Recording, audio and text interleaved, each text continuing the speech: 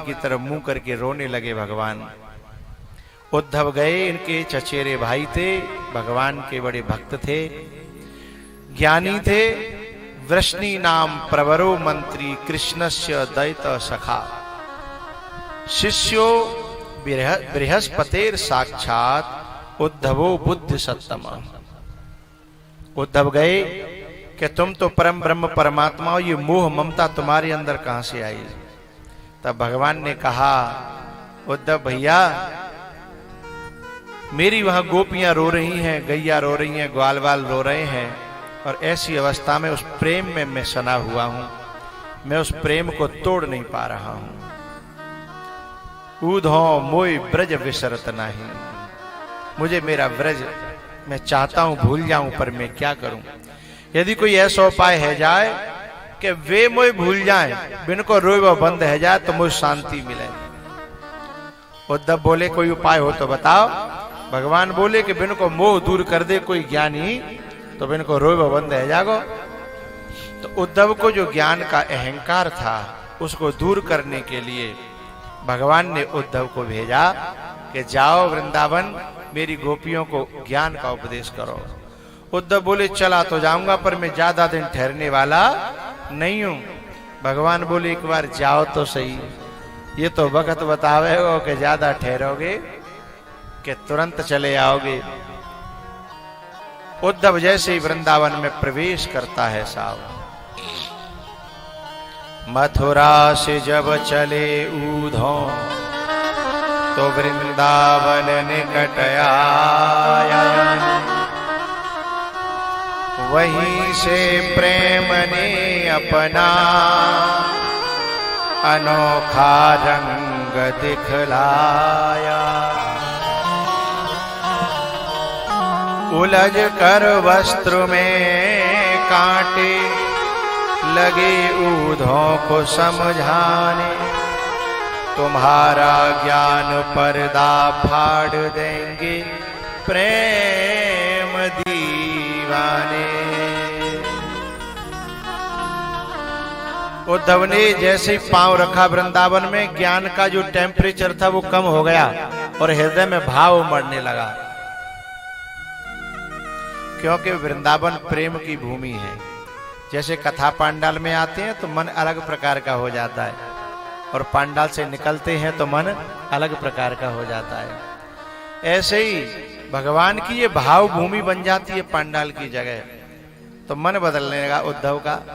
अब उसे ज्ञान व्यान कुछ नहीं समझ में आ रहा, अब तो प्रेम भक्ति भाव उपासना ये सब उमड़ने लगे हृदय में। एक दृश्य और देख लिया, एक गोपी यमुना किनारे बैठी है और ये छुप करके देख रहा है। इतनी देर में मां नारद जी प्रकट हुए। गोपी ने पीछे देखी, अरे नारद बाबा नमन करती हूँ, राधे राधे प्रणाम करती हूँ बाबा, मोए बचाओ बाबा। क्या बात है? बोले मैं बड़ी परेशान हूं। बोले क्या परेशानी है? बोले वो नंद को छोरा है ना, वो जबरदस्ती मेरे हृदय में घुस गए, अब भाई निकालने की कोशिश कर रही हूं। अब उद्धव की आंखें फटी कि जाको ध्यान लगावे के लिए योगी यति घर परिवार छोड़ते हैं और तो भी वो ध्यान में आवे आवे न आवे, और जीवा निकालने की कोशिश कर रही है। इतनी उच्च कोटि की कृपा इसके ऊपर। नारद जी ने कहा, ये उद्धव सोच रहा है मन में, एकांत में छुप करके देख रहा है। नारद जी ने कहा कि तू निकालना क्यों चाहती है जब तेरे हृदय में परमात्मा का वास है और वो भी प्रकट रूप में। अब प्रकट रूप में तो सबके है ही, ईश्वर सर्वभूतानां हृदय से अर्जुन तिष्ठति, लेकिन तेरे तो प्रकट रूप में है, तो फिर तू क्यों बुलाना चाहती है?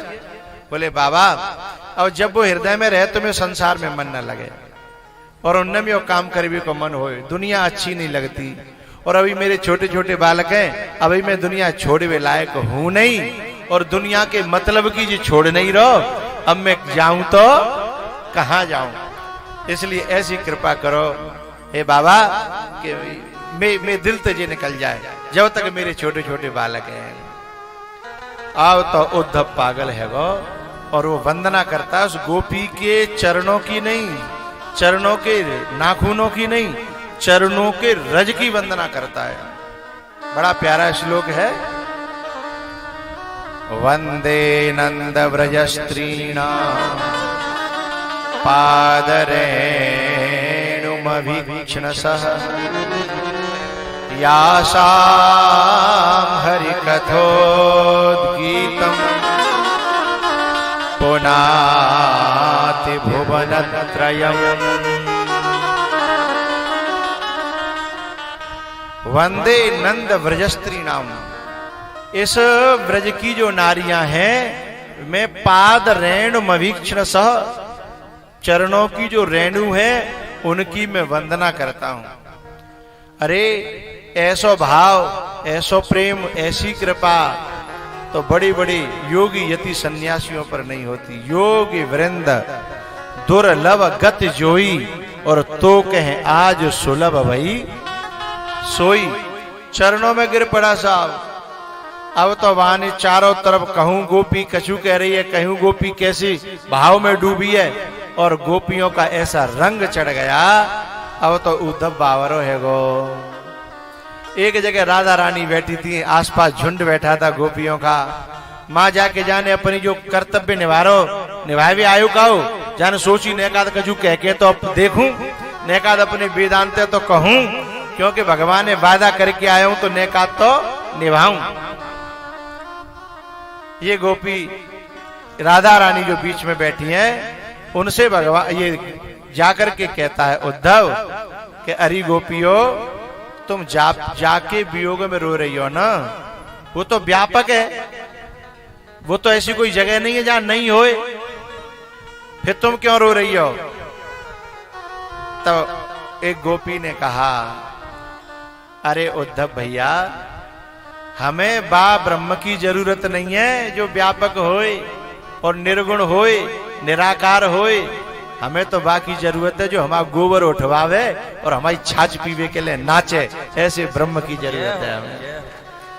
हमने तो भाव में जो अवतरत भयो है, हमारे आंसू देखे, हमारे संग बोले, बतरावे, नाचे, गावे, हमारी गैया घेरे, हमें ऐसे ब्रह्म की जरूरत है। अखंडानंद स्वामी जी कहते थे कि भैया जो निर्गुण ब्रह्म है वो योगियों के हृदय को विषय है, लेकिन जो सगुण ब्रह्म है ना, ये भक्तन की आंखें इंद्रियों को विषय नहीं है परमात्मा, लेकिन भाव के कारण वो इंद्रियों का भी विषय हो जाता है, आंखों का भी विषय होता है, छूने का भी विषय होता है, सूंघने का भी विषय होता है वो, लेकिन भाव के कारण गोपी कह रही हैं, अरे उद्धव भैया, तुम अपने उपदेश अपने पास रखो, हमें एक बात बताओ, तुम द्वैतवादी हो कि अद्वैतवादी? गलो खा रहे हो। तुम द्वैतवादी हो कि अद्वैतवादी? बोले मैं अद्वैतवादी हूं। यहां पे वेदांत के भी जिज्ञासु बैठे हैं, इसलिए मैं ये बात छेड़ रहा हूं।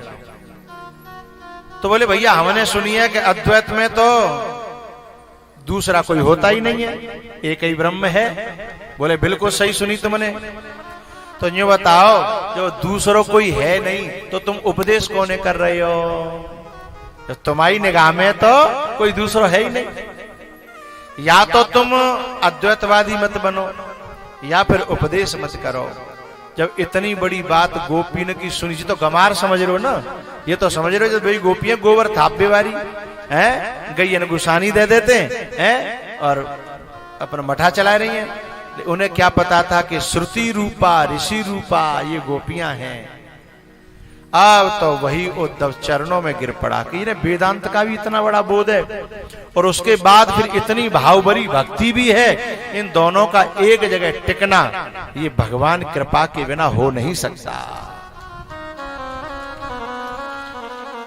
अब तो चरणों में गिरा कि तुम्हें इतना वेदांत का बोध होते हुए भी तुम पे इतनी ठाकुर जी की कृपा,